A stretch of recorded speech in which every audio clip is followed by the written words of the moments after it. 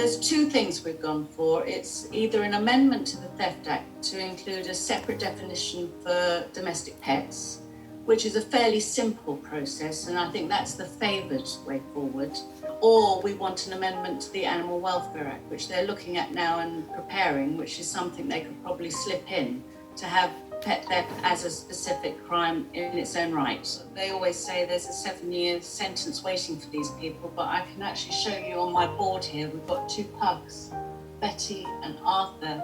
They were stolen in 2018. The dog thief went to court that Christmas and he walked out of court with a £250 fine and £400 court fees, and the two dogs are still missing. How can you do that to people when it's a family member that's been taken? You can't sleep, you can't eat, you can't survive. You just feel so awful because you can't find your pet. What we wanted to do is to put deterrents in place, because at the moment, if you're only going to get a £250 fine, it's worth taking the dog.